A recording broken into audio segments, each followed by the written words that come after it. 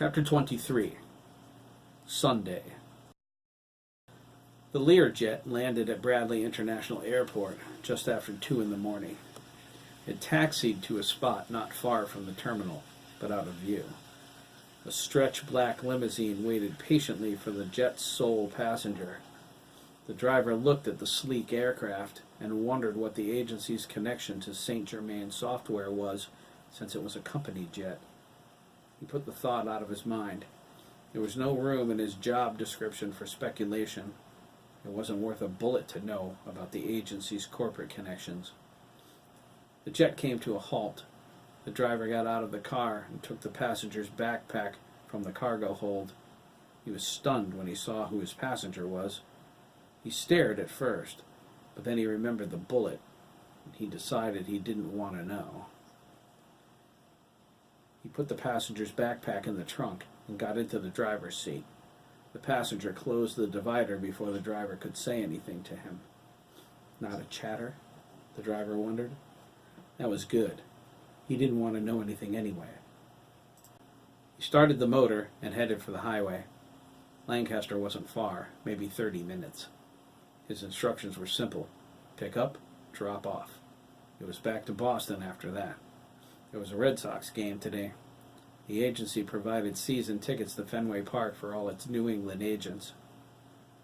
The driver made his way to I-84 East.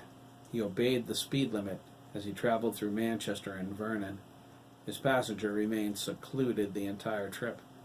The driver got off at the Route 32 exit, made his way to the Lancaster town line, and pulled over to the side of the road. He pressed the button for the trunk. He watched the passenger climb out, grab his backpack, and slam it closed. The driver pulled away without looking back. He got back on I-84, his mind wandering once more. He wondered, what's the agency doing transporting children around in the middle of the night? That boy can't be older than 12. He pushed down on the accelerator. Again, he didn't want to know. The passenger moved from the side of the road to just inside the wood line. He put on his backpack and looked around. He determined the closest life signs were a mile away. It was a news crew in a van sipping black coffee. He squatted down and stared into the darkness. Enable virtual map display, he said. His voice was deep and mixed with something mechanical. His silver eyes changed color to orange as a three-dimensional map appeared in his line of sight. It was invisible to anyone except him, projected onto his cornea. A flashing red dot showed the location of his target's home. He crouched on all fours, wolf-like, but maintained his human form. It was easier to carry the backpack. He ran into the woods, neatly dodging the branches. He moved swiftly and silently, bounding in a zigzagging pattern along the trails. He was quiet enough to pass a small deer without alerting her to his presence until he was upwind. She ran away in a panic when she detected his scent. He paused near town, sniffing. A stench permeated the area. He identified it as human decay and burnt flesh. He growled. The hairs on the back of his neck stood on end. It was as bad as they told him in his mission briefing. Whoever Hiram Milliken was, he should be thankful he was dead. If he wasn't, he was a guaranteed sanction. The passenger lowered his head and followed the route on his virtual map display. He leaped over the Willimantic River and went onto the grounds of Lancaster High School. He climbed onto the roof and surveyed the town. He was surprised by the number of lights burning at this hour. He cocked his head and listened. The murmured conversations expressed confusion and frustration. They wanted answers why their quiet little town felt more like a prison camp in a war zone. They were hoping the roadblocks would be gone soon. He crouched down, understanding their need. He knew what it was like to be kept in the dark.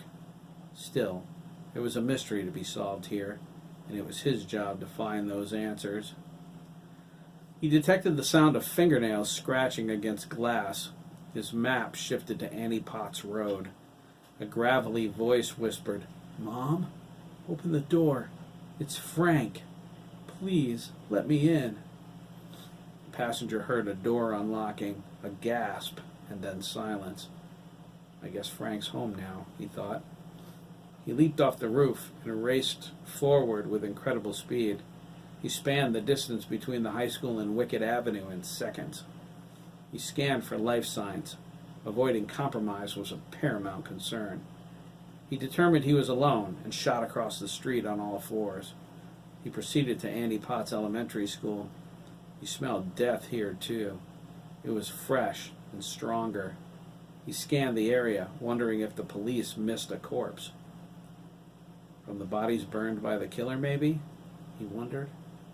Location conflict, an inner voice replied. He heard the quiet sobs of a man nearby. "Oh, Sam," Dr. Stone whispered as he wept. "I'm so sorry." "Dr. Samuel Gregory Stone Sr., M.D., the passenger remarked. "His son was one of the killer's victims?" "Affirmative." He continued. He moved stealthily through the woods. He crossed Satchel Hill and then the McKee's yard.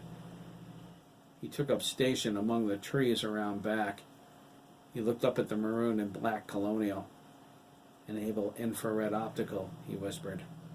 The map display vanished. A red field replaced it as his eyes became that color. Anything radiating warmth glowed yellow now. He scanned the house, targeting every life form inside. He registered 2 female adults and 7 male children. He detected an odd energy signature coming from one of the boys in the upper room on the left. He scanned him carefully, using all of the abilities at his command. "Energy signature unknown," the inner voice informed him. "Results forwarded to Wolf Boy God for analysis."